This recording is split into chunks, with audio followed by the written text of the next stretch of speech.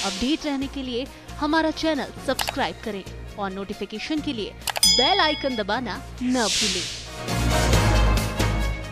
Prime 18 news channel अब net vision cable network पर 707 number पर उपलब्ध। कांगड़ा जिले की स्मार्ट सिटी धर्मशाला में बढ़ती ट्रैफिक समस्या से सीनियर सिटीजन और बच्चों को सहूलियत देने का प्रयास किया गया। इस उद्देश्य से जिलाधीश कार्यालय के बाहर लगभग 55 लाख की लागत से फुट ब्रिज का निर्माण किया गया, लेकिन इसका इस्तेमाल कभी भी किसी ने भी नहीं किया। धर्मशाला शहर में जनता के पैसे के दुरुपयोग और फिजूल खर्ची का से बड़ा उदाहरण देखने को नहीं मिल सकता।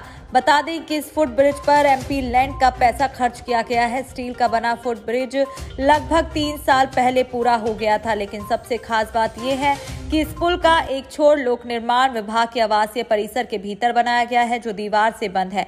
लोग इस फुट ब्रिज का इस्तेमाल नहीं कर सकते हैं। इस पर सांसद किशन कपूर और कई जनप्रतिनिधि पहले ही सवाल खड़े कर चुके हैं। वहीं उन्होंने कहा कि फुट ब्रिज का भी उपयोग नहीं किया गया क्योंकि इसका एक सिरा 4 दीवारी के भीतर है। वहीं इस पर कराते हुए नजर आए और जवाब देने से बचते रहे। आम लोगों को इसका कोई फ़ायदा नहीं हुआ।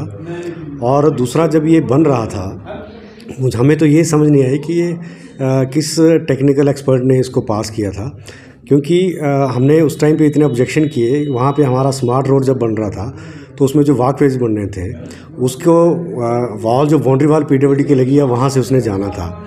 और अभी जो बना हुआ वो पीडब्ल्यूडी की बाउंड्री वॉल के अंदर बना हुआ, ना उसमें कोई अंदर जा रहा है, और दूसरा सिरा जो उसका वो डीसी ऑफिस के अंदर से निकल रहा है। मुझे तो ये लगता है कि अगर हम लोग एस्केलेटर लगा देते इसकी जगह तो वो ज़्यादा अच्छा रहता।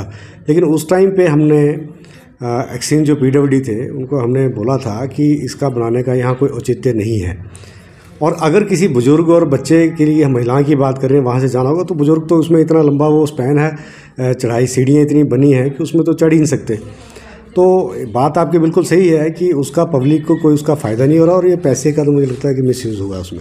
बिल्कुल, देखिए पब्लिक का पैसा है, लेकिन मैं ये मानता हूँ कि जब शहर में हम कोई चीज़ बना रहे हैं तो उसकी डिज़ाइनिंग प्रॉपर होनी चाहिए और उसका जो फ़ायदा अगले 20-25 सालों तक होना चाहिए।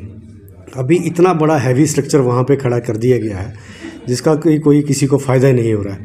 और जब भी ये बनाया गया था, जिस भी अधिकारी ने बनाया था या जहाँ से भी इसका डिज़ाइन पास हुआ, उसको देखना चाहिए था कि शहर की हालत क्या और यहाँ के लिए क्या चीज़ ज़्यादा सूट करती है, उसके हिसाब से ये बनना चाहिए था। लेकिन क्या कहें कि उस समय ऐसा माहौल था कि जो अधिकारी हैं वो अपनी ही चलाने की कोशिश करते हैं, और मुझे लगता है कहीं ना कहीं लीडरशिप की जो झील थी, विज़न था, उसमें भी कहीं कमी थी।